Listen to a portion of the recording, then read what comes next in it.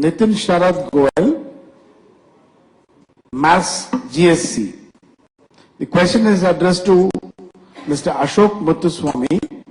What is the rate of return at every level of maturity and how frequently maturity levels are revised? Okay, thanks Nitin for this question. So first let me address, the couple of questions. So the first let me address, how frequently the maturity levels are revised. Answer this question not directly, but, with some anecdote. See, we have a Lean Six Sigma program in our company, and in the last 4 years, we have saved $30 million, roughly 180 crores. And that savings came just from improvement without any capital investment.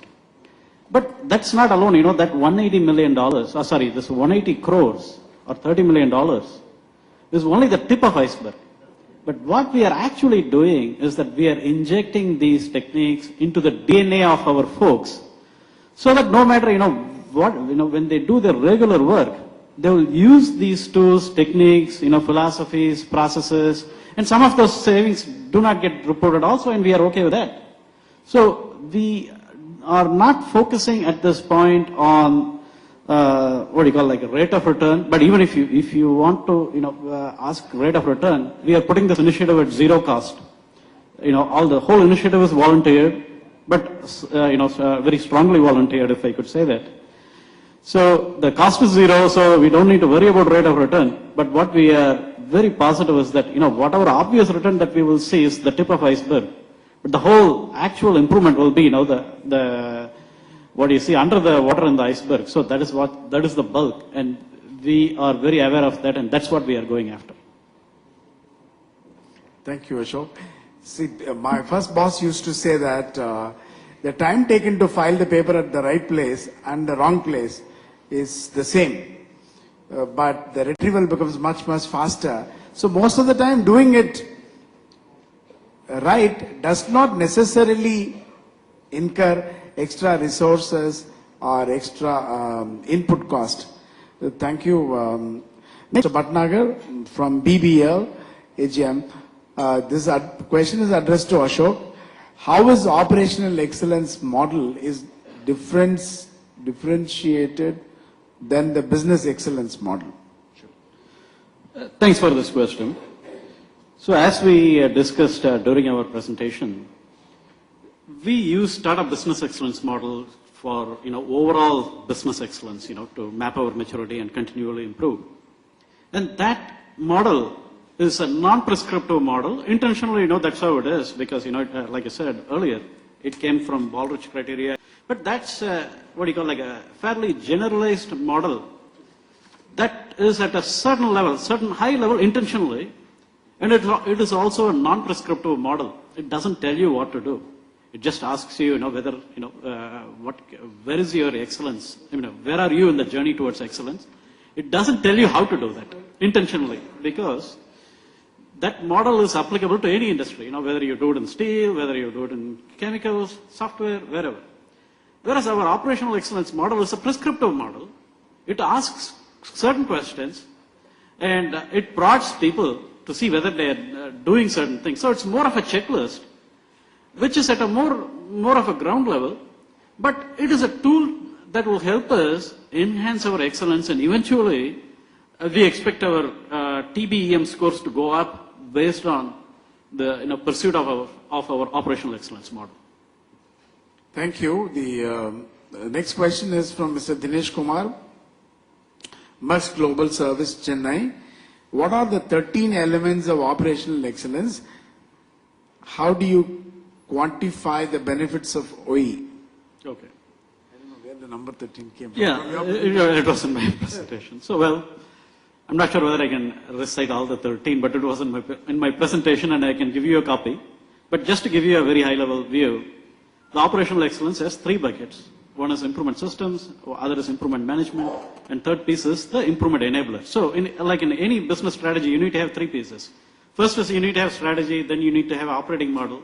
But just these 2 are not enough unless you have people aligned to pursue your strategy. So the three pieces are, like I said, improvement systems, management, and enablers. Under each of those three big buckets, we have like 4 or 5 elements. For example, under the improvement systems, we have analytics, or strategy, technology-led simplification, and so on and so forth. And similarly, under improvement management, we do have measurement and analytics, kicking off improvement initiatives. And similarly, under our improvement enabler, we have how we motivate people, how we train people, and how we communicate, so all that stuff. So these 13 elements, if somebody needs, I can make that available. Just send me an email and I can give this presentation. Sure. The second one, how do you quantify the benefits of OE? Sure, I think we addressed that. So I think I addressed that a few minutes ago. We do not necessarily focus on the narrow aspects of returns. And if you again ask about returns, this initiative is put at zero cost. So obviously it should, at the worst, it wouldn't do you any harm. So that is the worst. But that said, we are very, very positive that it will give us a lot of benefits. Thank you. Good. I think we've exhausted all the questions which are in our hand. We have probably one more minute. If anybody would like to ask anything, we can probably. Yeah, two hands are up. With this, we'll conclude the session. Yes, you go ahead first and second there.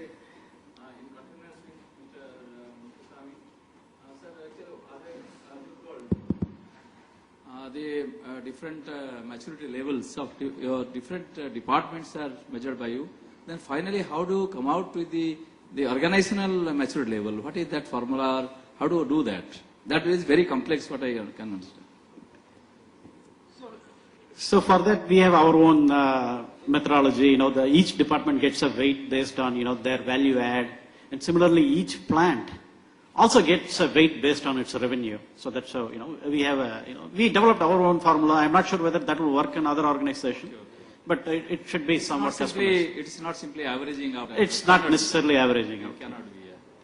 Last question which has come from Mr. Khan, Tata Housing, Operational Excellence. This is to Ashok. How entire workforce, particularly workmen, are engaged in the journey? Okay. That's a good question. So, when we developed our operational excellence model, I mentioned that we selected 30 folks. So it's not a initiative that we took from Harvard Business Review or from consultant. With all due respect to consultant, we do hire a lot of consultants, certainly. But this one was developed by our own folks. So we picked 30 folks, like I said, across the board, at different levels, not necessarily folks who get, high-paying salary, not necessarily that. I mean, we picked folks necessarily to represent gender equality, even at the different levels of organization, and also at different departments. So that's why we formed a cross-functional team that is really diverse. And, then we developed this model along with this team. And what these 30 folks are now is that they are catalysts. So they own the deployment. And not only deployment, they also own selling this at their area. So that's how we have kind of, put our molds there in the company, to answer your question. Thank you. Thank you, Mr. Ashok and Mr. Narasimhan, for a very excellent presentation, sharing your views, as well as you've all been great audience in asking right kind of question, provoking some interesting answers. Thank you very much. We take a coffee tea break now. We are, as per CII clock, exceeded the schedule by 1 minute and 45 seconds. So let's get back here by 11 o'clock to start the balance part of the session on time. Thank you very much.